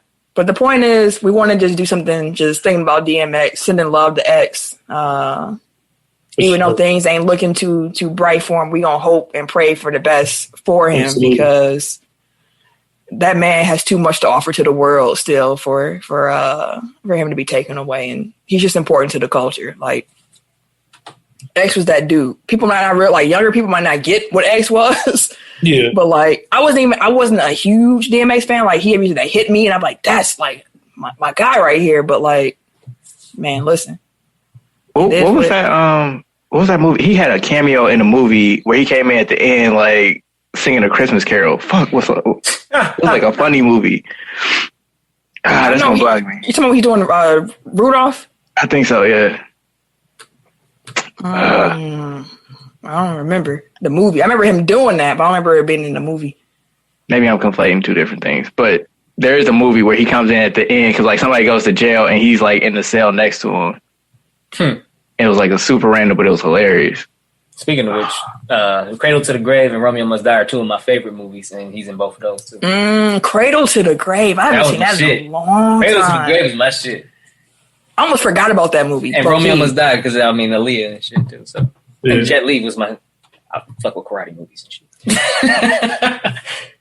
Yeah, Jet Li. Oh, it was at the end of the top 5. Chris Rock. Mm-hmm. I ain't see top 5. I don't think I saw top 5. Anywho, that's the show for this week, man. We hope y'all enjoyed it.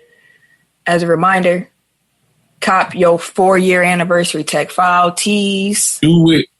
Anywhere you see a tech file link or post, you're going to be able to find a link to purchase that t-shirt. So make sure you get yours. Reminder, Keith got 2 of them things. So who gonna get 3? I just want to see who's going to get 3. Anywho. Rate, review, like, subscribe, tell a friend, all that good stuff that helps the show grow. We appreciate that. For sure. And we gonna leave it there. So if you want to follow me on social media, you can catch me. Wait a minute. On Twitter and Instagram at Camille Monet, CamilleMonae, because your mom is fancy. Thank you, sir. At Buck Spinner on Twitter. That's all you get. Goddamn right. Everyday _ gentleman Every week. On Instagram. K Harris 216 on Twitter and Snapchat and bishopbuns.com. bishopbuns.com. For sure. .org because we're an organization. Oh Lord Jesus. .edu because you teaching them. Educating them. And it's your boy, TIMKINZ, the number 3, a.k.a. Ass Ketchum, a.k.a. Mr. Give It To Me. Godspeed. Well wishes. Hope see y'all, next week. Hear y'all next week, too. I won't see y'all, but I hear y'all next week. They'll hear you. Maybe I won't hear y'all either. Y'all hear me, though? Man, what do you... This has been a presentation of the Break Media.